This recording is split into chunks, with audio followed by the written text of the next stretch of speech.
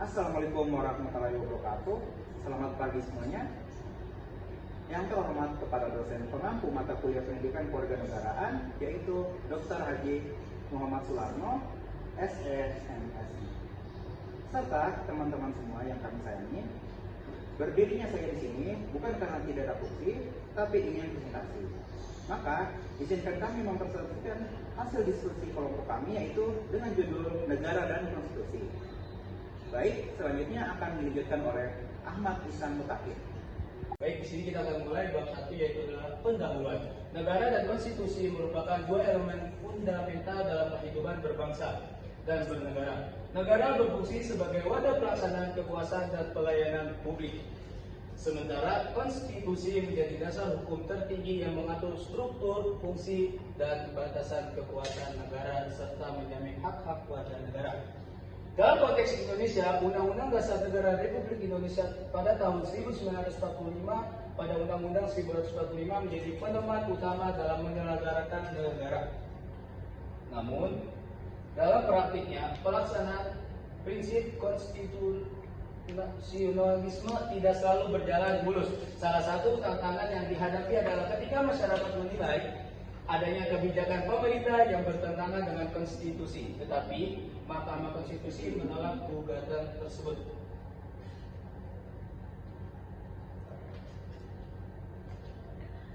Terhadap kebijakan tersebut, situasi ini menimbulkan pertanyaan kritis mengenai sejauh mana supremasi konstitusi ditegakkan dan bagaimana masyarakat dapat tetap percaya pada institusi penegak hukum konstitusi. Berangkat dari fenomena tersebut, makalah ini disusun untuk mengkaji lebih dalam tentang konsep negara dan konstitusi tersebut, serta menelaah relevansi, tantangan, dan dinamika yang terjadi dalam praktik ketentangan di Indonesia. Diharapkan makalah ini dapat menjadi sarana pembelajaran sekaligus mendorong kesadaran kritis mahasiswa dan memahami pentingnya menegakkan konstitusi dalam menjaga sistem demokrasi yang sehat dan berkeadilan. Baik, selanjutnya kita akan masuki bab kedua, orientasi terhadap masalah. Studi kasus tersebut dalam kehidupan demokrasi, konstitusi seharusnya menjadi dasar tertinggi dalam setiap kebijakan dan tindakan negara. Namun, dalam praktiknya sering muncul kasus di mana suatu kebijakan pemerintah dianggap bertentangan dengan konstitusi tersebut. Salah satunya adalah ketika sebagian masyarakat mengajukan judicial review ke Mahkamah Konstitusi, tetapi gugatan tersebut ditolak. Hal ini menimbulkan pertanyaan besar. Apakah konstitusi masih memiliki kekuatan yang benar-benar mengikat? Atau justru lembaga konstitusi seperti MK belum maksimalkan menjalankan fungsinya dalam menjaga hak-hak rakyat. Jadi kita akan menjelaskan tentang identifikasi masalah. Yang pertama yaitu adalah apa bentuk kebijakan pemerintah yang dinilai bertentangan dengan konstitusi. Yang kedua yaitu adalah apa alasan masyarakat menganggap kebijakan tersebut inkonstitusional. Ketiga, mengapa Mahkamah Konstitusi menolak gugatan judicial review terhadap kebijakan tersebut. Yang keempat yaitu adalah apakah penolakan judicial review mencerminkan lemahnya menegakkan konstitusi di Indonesia. Yang kelima, bagaimana keputusan MK tersebut memengaruhi kepercayaan publik terhadap supremasi konstitusi dan lembaga negara. Yang keenam, siapa yang paling dirugikan oleh kebijakan ini dan bagaimana hak-hak konstitusional mereka terpengaruh. Kita sebaiknya tidak mengumumkan informasi untuk memahami masalah ini secara umum. Kita perlukan menjauh informasi mengatakan konstitusi Kecamatan UUD 1945 pasal 24 C, yaitu menguji undangan undang-undang terdapat konstitusi. Jadi MK sudah diberikan kewenangan yang cukup besar kita banyak gugatan masyarakat yang tidak kalau digabungkan serius kalimat karena persoalan di administratif suatu pertimbangan hukum yang di satu selain itu masih banyak masyarakat yang itu belum tahu atau paham hak-haknya dalam konsumsi di sisi dalam lembaga legislatif dan eksekutif kadang membuat kebijakan-kebijakan yang tidak diuji secara konstitusional lebih jauh negara lain seperti Jerman, India dan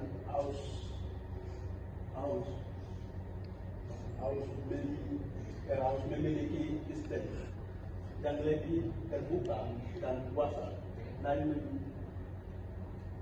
menjamin hak warga yang bisa menjadikan representasi bagi Indonesia. Selain itu, berikut adalah beberapa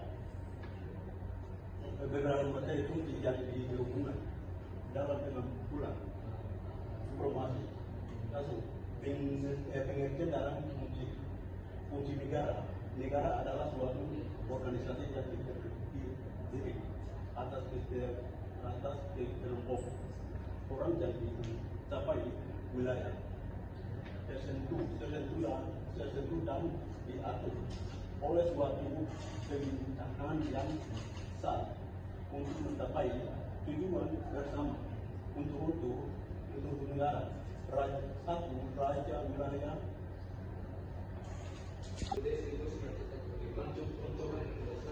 negara satu raja dua wilayah tiga pemerintah yang berdaulat empat pengakuan diri negara lain itu untuk deklarasi dalam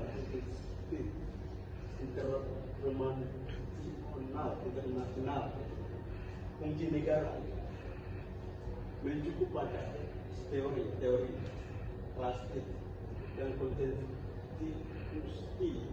fungsi negara antara lain satu fungsi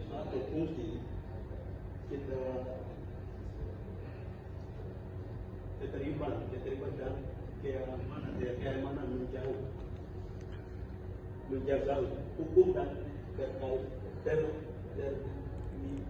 terlibat dalam masyarakat dan menjamin keamanan individu dan kelompok. Dua fungsi kesehatan dan kemakmuran menjadi menyediakan fasilitas publik seperti pendidikan,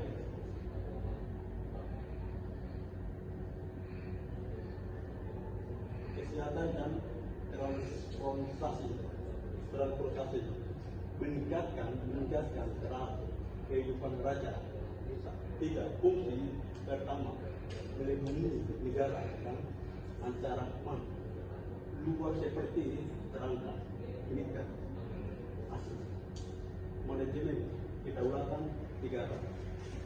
Empat fungsi peningkatan hukum dan keadilan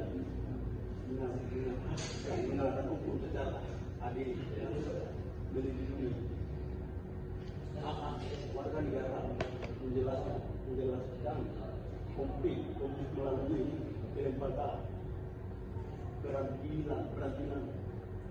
Konstitusi sebagian hukum dasar. Konstitusi dalam hal ini Undang-Undang Dasar 1945 merupakan hukum dasar tertinggi dalam sistem hukum Indonesia.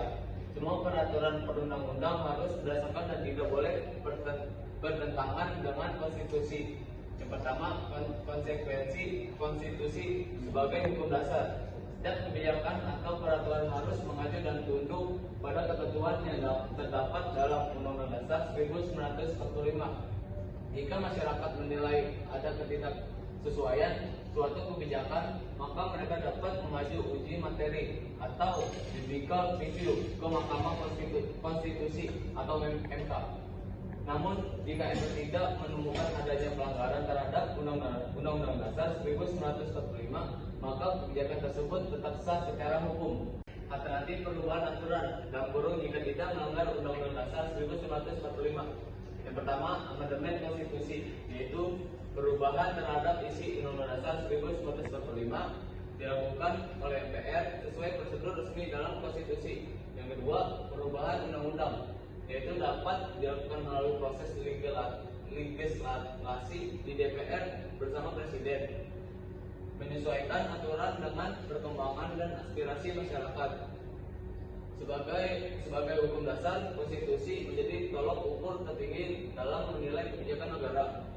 Bila tidak ada pelanggaran konstitusional, perubahan terhadap kebijakan hanya bisa dilakukan melalui proses politik dan legislatif, bukan lewat Mahkamah Konstitusi. Struktur dan isi Undang-Undang Dasar 1945. Yang pertama, isi Konstitusi Indonesia dalam kurung Undang-Undang Dasar 1945 yang relevan. Pasal 1 ayat 3 yaitu Indonesia adalah negara hukum. Pasal 24C ayat 1 yaitu Mahkamah Konstitusi berwenang menguji undang-undang terhadap Undang-Undang Dasar. Pasal 28A dan 28J yaitu hak asasi manusia yang dilindungi oleh konstitusi. Pasal 27 dan 28D yaitu hak atas keadilan dan kebersamaan di depan hukum. Tujuannya yaitu menilai apakah kebijakan tersebut memang secara normatif melanggar konstitusi. 3. Membandingkan dengan sistem negara lain dalam kurung komparatif. Sebagai dari pegayaan informasi, kamu bisa bandingkan, yaitu di India, Mahkamah Agung sangat progresif dan aktif membela hak warga negara melalui PIL dan kurung Public Interest Litigation. Di Jerman, warga bisa langsung mengajukan keluhan konstitusional dan kurung Constitutional Complaint. Di Amerika Serikat, judicial review bersifat konkret dan sangat kuat dengan kekuasaan yudisial. Berdasarkan dalam membatalkan undang-undang yang bertentangan dengan konstitusi. Selanjutnya, saya akan menjelaskan tentang amandemen dan dinamika konstitusi. Yang pertama, amandemen konstitusi. Amandemen merupakan perubahan atau pembaruan terhadap isi atau teks konstitusi yang dilakukan melalui mekanisme resmi sebagaimana diatur dalam konstitusi itu sendiri. Amandemen bersifat substansial maupun formil, bertujuan untuk yang pertama menyesuaikan konstitusi dengan perkembangan zaman, yang kedua menjawab kebutuhan masyarakat, yang ketiga melakukan perbaikan terhadap sistem hukum dan tata negara yang berlaku. Nah, yang kedua adalah dinamika konstitusi. Konstitusi bukanlah dokumen yang bersifat statis. Ia merupakan dokumen hidup yang mengalami dinamika seiring dengan perkembangan sosial, politik, ekonomi, dan budaya. Dinamika konstitusi dapat muncul melalui beberapa hal. Antara lain, yang pertama, interpretasi oleh lembaga yudisial, judicial interpretation. Yang kedua, proses implementasi dan penerapan hukum. Yang ketiga, perubahan atau penggeseran dalam landscape politik nasional. Yang keempat, amandemen konstitusi itu sendiri. Selanjutnya, studi kasus tentang peran judicial review dalam dinamika konstitusi. Dalam praktiknya, ketika sebagian masyarakat menilai suatu kebijakan pemerintah bertentangan dengan konstitusi, mereka dapat mengajukan judicial review ke Mahkamah Konstitusi atau MK. Langkah ini merupakan bentuk dari dinamika konstitusi di mana konstitusi diuji relevansinya terhadap kebijakan yang sedang berjalan. Selanjutnya, peran lembaga-lembaga negara. Peran lembaga-lembaga negara dalam sistem adalah sebagai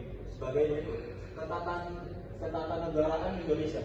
Dalam sistem ketatanegaraan Indonesia yang menganut prinsip negara hukum dan konstitusionalisme, lembaga-lembaga negara memiliki peran yang sangat melengkapi untuk menjalankan fungsi pemerintah yang demokratis, berkeadilan, dan bertanggung jawab. Berdasarkan Undang-Undang Negara Republik Indonesia tahun 1945, hasil amandemen, lembaga memiliki disklarifikasi ke dalam 3 cabang utama: legislatif, eksekutif, dan yudikatif.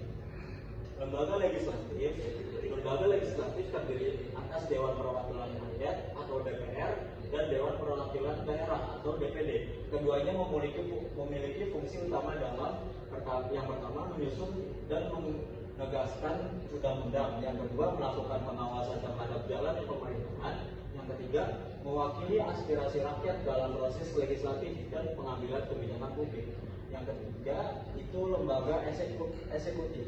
Presiden sebagai kepala eksekutif yang memegang kekuasaan pemerintah dan memiliki peran penting dalam yang pertama menjalankan kebijakan pemerintah secara langsung, yang kedua membuat peraturan pelaksanaan atas undang-undang, yang ketiga mengajukan rancangan undang-undang ke DPR, yang keempat menetapkan peraturan pemerintah pengganti undang-undang atau PPU dalam keadaan genting sebagaimana diatur dalam pasal 22 Undang-Undang 1945. Yang keempat adalah lembaga yudikatif. Lembaga yudikatif terdiri dari 3. Yang pertama, Mahkamah Agung atau MA menangani peradilan umum dan mengawasi peradilan di bawahnya.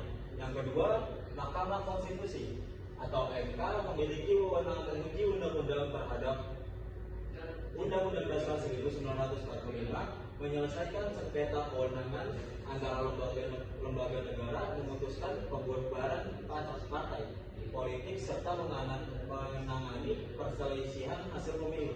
Yang ketiga, Komisi Yudisial atau KY bertugas mengawasi perilaku hakim dan menjaga integritas serta etika kekuasaan kehakiman. Selanjutnya, yang kelima, lembaga pendukung lain seperti yang pertama adalah Badan Pemeriksa Keuangan atau BPK, merupakan lembaga independen yang memeriksa dan mengawasi pengelolaan serta tanggung jawab keuangan negara. Yang kedua adalah MPR, yaitu Majelis Permusyawaratan Rakyat, memiliki kewenangan untuk mengubah dan menetapkan Undang-Undang Dasar 1945 serta melantik presiden dan wakil presiden. Yang keenam adalah checks and balance. Seluruh lembaga negara tersebut dirancang dalam kerangka checks and balance, yaitu sistem saling mengawasi dan mengimbangi antara lembaga negara guna mencegah dominasi kekuasaan oleh satu pihak. Prinsip ini menjadi pilar utama dalam mewujudkan pemerintahan yang demokratis dan berkeadilan.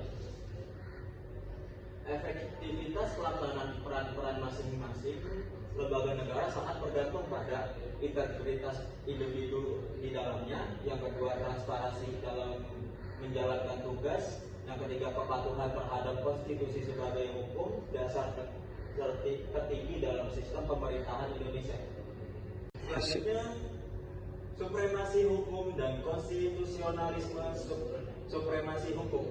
Supremasi hukum adalah prinsip utama dalam negara hukum yang menetapkan hukum sebagai kekuasaan tertinggi di atas semua lembaga dan individu, termasuk pemerintahan.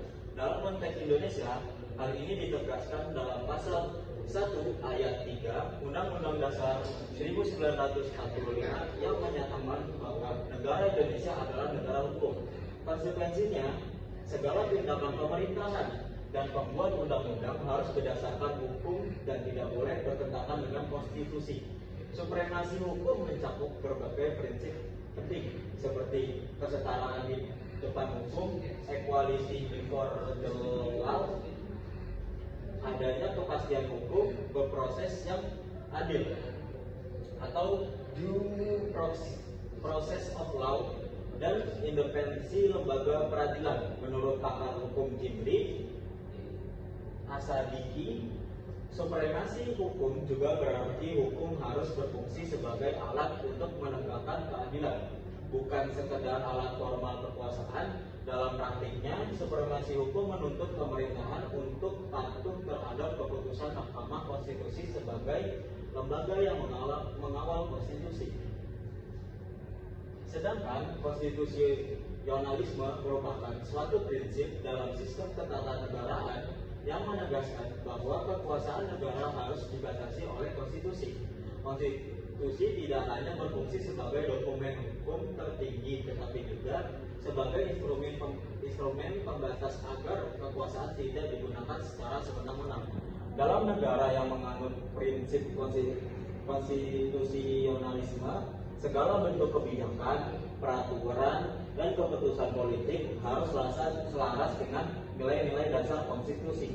Salah satu elemen penting dari konstitusionalisme adalah keberadaan lembaga peradilan konstitusi, yakni Mahkamah Konstitusi, yang berperan menguji apakah suatu undang-undang sesuai dengan Undang-Undang Dasar 1945. Di Indonesia, Mahkamah Konstitusi berwenang untuk menerima judicial review terhadap undang-undang. Dalam putusannya bersifat final dan mengikat. Dengan demikian, konstitusionalisme tidak hanya berbicara soal isi konstitusi, tetapi juga soal mekanisme kontrol kekuasaan agar demokrasi berjalan dengan seimbang. Selanjutnya adalah bab 4, analisis masalah. Menganalisis informasi yang telah dikumpulkan untuk menjawab perumusan masalah secara sistematis. Fokusnya adalah menilai apakah Mahkamah Konstitusi benar-benar menjalankan perannya dalam menegakkan konstitusi dan apakah keputusan yang diambil mencerminkan supremasi konstitusi. Nah, analisis masalah utama berdasarkan informasi yang dikumpulkan. Yang pertama, apakah kebijakan pemerintahan bertentangan dengan konstitusi? Berdasarkan pasal 1 ayat 3 Undang-Undang Dasar 1945, negara Indonesia adalah negara hukum. Jika sebuah kebijakan melanggar hak warga negara, misalnya pasal 28 tentang HAM, maka kewajiban itu secara prinsip bertentangan dengan konstitusi. Namun, penilaian inkonstitusionalitas harus diputuskan oleh Mahkamah Konstitusi, bukan opini publik semata. Yang kedua, mengapa Mahkamah Konstitusi menolak judicial review atau MK berwenang menguji undang-undang terhadap Undang-Undang Dasar pasal 24C ayat 1. Penolakan bisa terjadi karena yang pertama, gugatan tidak memenuhi secara formil. Yang kedua, bukti hukum tidak cukup kuat. Yang ketiga, Mahkamah Konstitusi menafsirkan bahwa undang-undang tidak secara langsung melanggar konstitusi. Yang ketiga, apakah penolakan ini mencerminkan lemahnya supremasi konstitusi? Nah, jika Mahkamah Konstitusi menolak tanpa pertimbangan mendalam, maka muncul dugaan bahwa konstitusi hanya bersifat simbolik, bukan operasional. Namun, jika Mahkamah Konstitusi menjelaskan dengan argumentasi hukum yang kuat, maka keputusan tetap sah secara konstitusional meski kontroversial secara publik. Kekuatan konstitusi diuji bukan hanya dari isinya, tapi dari sejauh mana lembaga seperti Mahkamah Konstitusi menjaganya. Yang keempat, bagaimana pengaruh terhadap kepercayaan publik.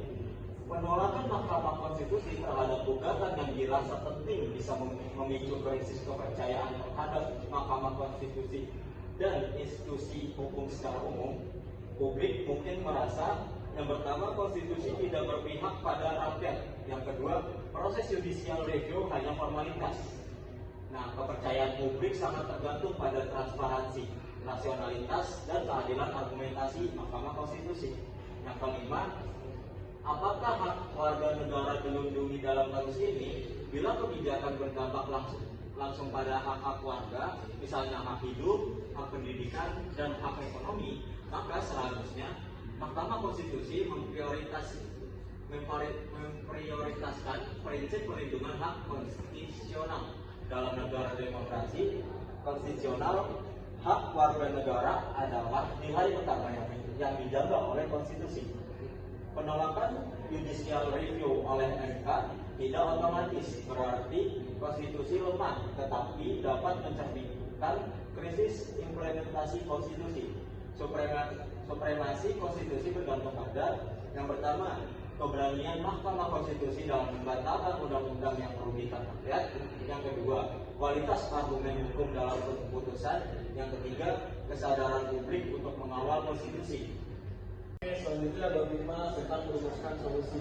Setelah melakukan analisis terhadap kasus penolakan judicial review oleh Mahkamah Konstitusi, kami sebagai mahasiswa memandang perlu adanya solusi yang bersifat konstruktif agar kepercayaan publik terhadap konstitusi dan lembaga negara tetap terjaga.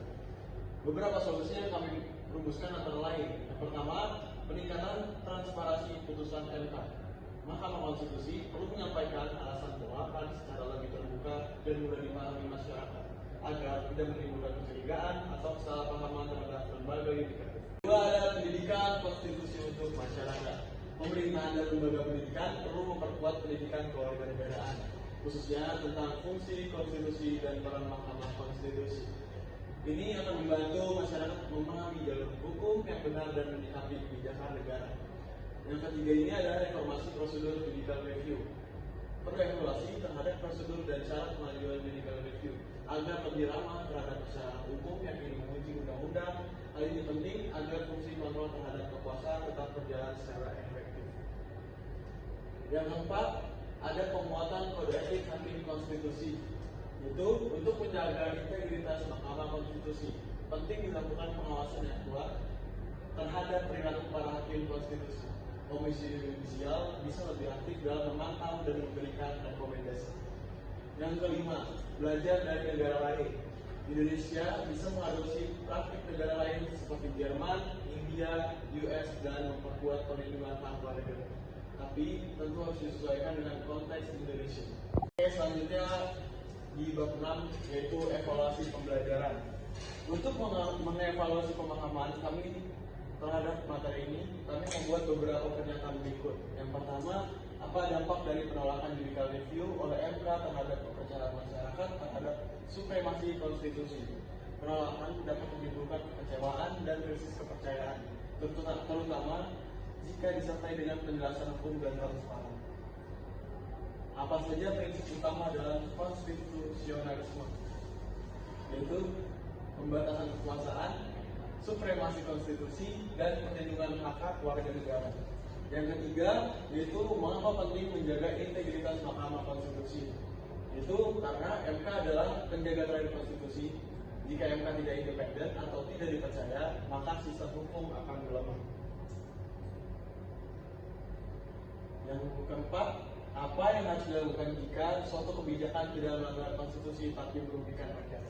Yaitu solusinya melalui jalur legislatif atau revisi UU, amandemen atau mendorong perubahan kebijakan melalui wakil rakyat di DPR. Oke, selanjutnya di bab 6 yaitu evaluasi pembelajaran. Untuk mengevaluasi pemahaman kami terhadap materi ini, kami membuat beberapa pernyataan berikut. Yang pertama, apa dampak dari penolakan judicial review oleh MK terhadap kepercayaan masyarakat terhadap supremasi konstitusi? Penolakan dapat menimbulkan kekecewaan dan krisis kepercayaan, terutama jika disertai dengan penjelasan hukum dan transparan. Apa saja prinsip utama dalam konstitusionalisme? Yaitu pembatasan kekuasaan, supremasi konstitusi, dan perlindungan hak warga negara. Yang ketiga, yaitu mengapa penting menjaga integritas Mahkamah Konstitusi. Itu karena MK adalah penjaga terakhir konstitusi. Jika MK tidak independen atau tidak dipercaya, maka sistem hukum akan melemah. Yang keempat, apa yang harus dilakukan jika suatu kebijakan tidak melanggar konstitusi tapi merugikan rakyat? Yaitu solusinya melalui jalur legislatif atau revisi UU, amandemen atau mendorong perubahan kebijakan melalui wakil rakyat di DPR.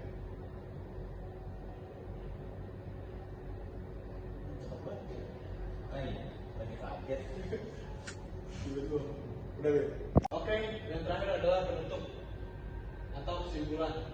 Berdasarkan pembahasan yang telah diuraikan dalam perkara ini, dapat disimpulkan bahwa konstitusi memiliki peran yang sangat penting dalam sistem ketatanegaraan. Indonesia. Konstitusi bukan hanya sebagai hukum dasar tertulis, tetapi juga sebagai alat pengatur kekuasaan negara dan pelindung hak-hak warga negara. Kasus penolakan judicial review oleh Mahkamah Konstitusi terhadap suatu kebijakan pemerintah menunjukkan bahwa supremasi konstitusi diuji bukan hanya melalui teksnya, tetapi juga dalam praktik kelembagaan. Walaupun suatu kebijakan tidak dibatalkan oleh MK, bukan berarti konstitusi kehilangan kekuatan mengikatnya. Justru dinamika seperti ini harus dipahami sebagai bentuk tantangan dalam menjaga konstitusionalisme di Indonesia.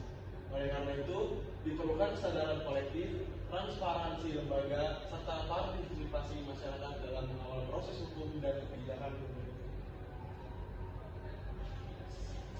Saran, sebagai mahasiswa yang mempelajari pendidikan kewarganegaraan, kami menyarankan beberapa hal berikut. Yang pertama itu, mahasiswa perlu lebih aktif memahami konstitusi dan peran lembaga negara dalam kehidupan berbangsa. Yang kedua, pemerintah dan Mahkamah Konstitusi perlu meningkatkan transparansi dalam menjelaskan keputusan yang diambil, khususnya dalam kasus yang berdampak pada hak konstitusional masyarakat.